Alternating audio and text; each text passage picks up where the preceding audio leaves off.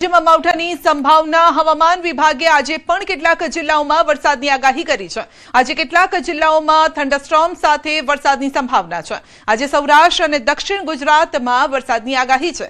અમરેલી, ભાવનગર, ગીર સોમનાથ અને દક્ષિણ ગુજરાતના તમામ જિલ્લામાં થંડરસ્ટોર્મ સાથે પડી શકે છે વરસાદ। રાજ્યમાં હજુ એક વેસ્ટર્ન ડિસ્ટર્બન્સ સક્રિય છે। 2 દિવસ બાદ ફરી માવઠાની સંભાવના છે। 7 એપ્રિલે કેટલાક જિલ્લાઓમાં વરસાદની શક્યતા છે।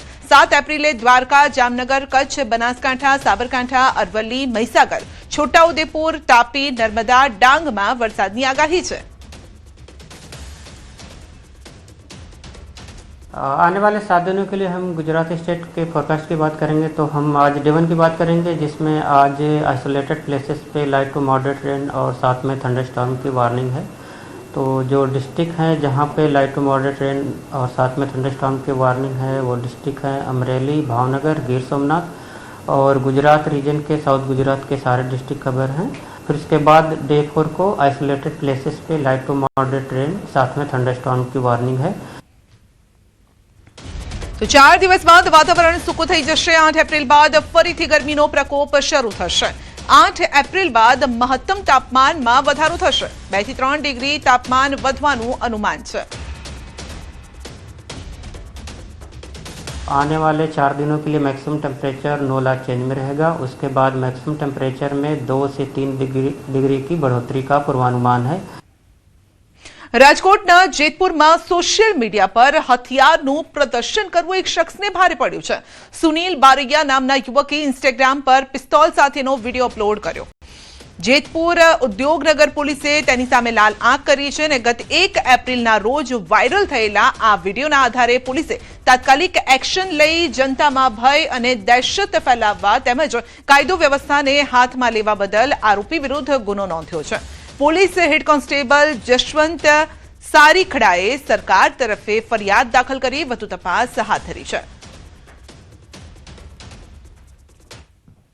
દેશમાં ઈંધણ અછતની અફવાઓ ફેલાવનારાઓને મોટી લપડાક। 28મી ફેબ્રુઆરીથી અત્યાર સુધી ઓછામાં ઓછા 8 ભારતીય જહાજોએ હોર્મુઝની ખાડી પાર કરી છે, જેમાં Shivalik, Nanda Devi, Jag Ladki, Pine Gas, Jag Vasant, BW Tyr, BW Elm અને ગ્રીન સંવીનો સમાવેશ થાય છે। વિશ્વમાં હોર્મુઝ સ્ટ્રેટમાંથી સૌથી વધુ જહાજો પસાર કરનાર દેશમાં ભારત આગળ છે। આ જહાજોની સતત અવરજવરથી ભારતની ઊર્જા સુરક્ષા મજબૂત બની છે અને સામાન્ય લોકો માટે ઈંધણ તથા આવશ્યક પુરવઠો સતત જળવાઈ રહ્યો છે। તો હોર્મુઝની ખાડી પાર કરી હોય, સ્ટ્રેટ ઓફ હોર્મુઝ પાર કર્યું હોય તેવા ભારતના વધુ જહાજો છે, માટે જે કિલ્લતની વાત સામે આવી રહી હતી તેવી કિલ્લત નથી અને આવી જે વાતો ફેલાવી રહ્યા છે તેમને આ જહાજો જે આવી રહ્યા છે તે જ તેનો જવાબ છે। એટલે જે પરિસ્થિતિ છે, વૈશ્વિક પરિસ્થિતિ, આ સાથે ઈરાન, ઇઝરાયલ, અમેરિકા યુદ્ધની જે પરિસ્થિતિ છે એ વચ્ચે પણ ભારતના જહાજો સ્ટ્રેટ ઓફ હોર્મુઝ પાર કરી રહ્યા છે અને જે પણ જથ્થો છે, પેટ્રોલિયમ જથ્થો, એ લઈને આવી રહ્યા છે। સ્થાનિક ચૂંટણીમાં કોંગ્રેસનો અનોખો નિર્ણય। કોંગ્રેસના ઉમેદવારોએ ભરવું પડશે બાંહેધરી પત્રક। સેન્સના ફોર્મ સાથે કોંગ્રેસનું બાંહેધરી પત્રક ભરવું પડશે। તો ઉમેદવાર પક્ષ પલટો કરે તો સભ્યપદ રદ કરાશે। પક્ષાંતર ધારા પ્રમાણે કોર્ટ જઈ સભ્યપદ રદ કરાશે। ચૂંટણી પહેલા જ કોંગ્રેસને ઉમેદવારો પર ભરોસો નથી। બનાસકાંઠામાં સ્થાનિક સ્વરાજની ચૂંટણીમાં કોંગ્રેસની સેન્સની પ્રક્રિયામાં આ અનોખો નિર્ણય ચર્ચાસ્પદ બન્યો છે અને સાથે ચર્ચા થઈ રહી છે કે શું કોંગ્રેસના નેતાઓને તેના ઉમેદવારો પર ભરોસો નથી। કે ઉમેદવાર જોડેથી એક ફોજદારી લેખ લખવામાં આવશે। એને ભવિષ્યમાં કોંગ્રેસ પક્ષના વ્હીપનું, કોંગ્રેસ પક્ષના આદેશનું એ ચુસ્તપણે પાલન કરે, ન કરે તો એના માટે આ વખતે એક ફોજદારી લેખ સ્ટેમ્પ ઉપર નોટરાઇઝ કરી અને આપવાનું રહેશે, એવું અમે નક્કી કરીશું।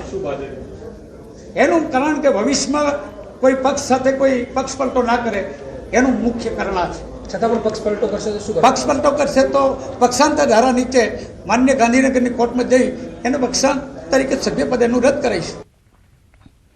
સ્થાનિક સ્વરાજની ચૂંટણીને લઈને ભાજપની બેઠકોનો ધમધમાટ છે. જિલ્લા સંકલન બેઠકો બાદ ઝોન વાઇઝ સંકલનની મળી છે બેઠકો.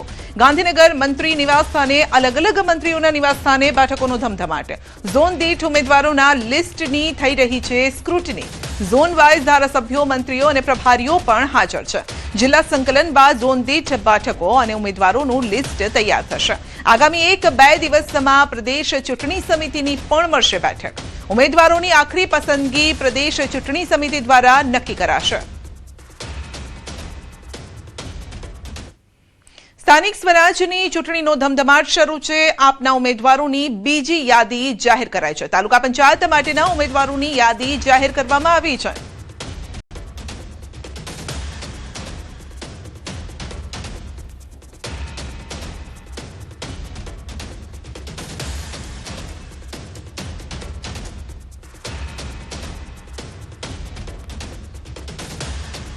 અને હવે વાત કરીશું ઉમરેઠના જંગની.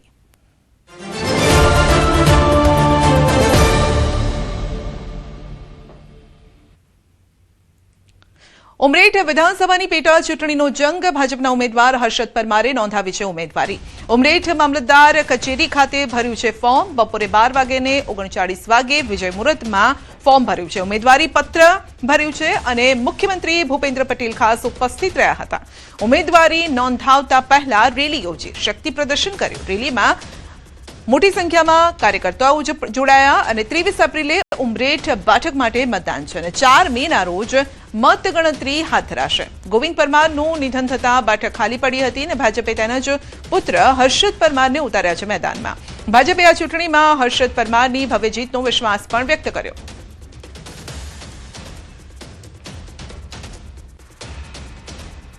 વિધાનસભા મત વિસ્તારમાંથી પધારેલા સૌ ગામોના આગેવાનો, વડીલો, યુવાન દોસ્તો, મિત્રો, આજે જ્યારે આટલી બહોળી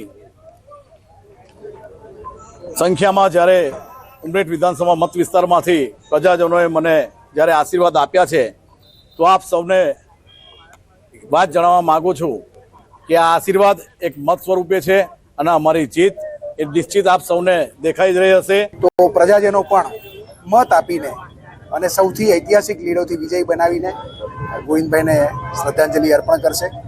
ચોક્કસ મને વિશ્વાસ છે કે જંગી બહુમતીથી હર્ષદભાઈનો વિજય થશે અને ઉમરેઠમાં ભારતીય જનતા પાર્ટીનું કમળ ખીલશે. આજથી રાજ્યભરમાં આરટી હેઠળ પ્રવેશ પ્રક્રિયા શરૂ થઈ છે અને જેના માધ્યમથી ગરીબ અને મધ્યમ વર્ગના બાળકોને ખાનગી શાળાઓમાં અભ્યાસ કરવાની તક મળશે. અમદાવાદમાં 14,000થી વધુ અને સમગ્ર રાજ્યમાં 80,000થી વધુ બેઠકો માટે પ્રવેશ પ્રક્રિયા હાથ ધરાઈ છે. અમદાવાદની આશરે 1,343 ખાનગી શાળાઓમાં 25% આરક્ષણ મુજબ પ્રવેશ ફાળવાશે. વાલીઓને સહાય માટે જિલ્લા શિક્ષણ અધિકારી કચેરી દ્વારા હેલ્પલાઇન પણ શરૂ કરવામાં આવી છે. આરટી અંતર્ગત 6 લાખથી પણ ઓછી આવક ધરાવતા વાલીઓના બાળકોને પ્રવેશ આપવામાં આવશે. સારથી હેલ્પલાઇન અને અન્ય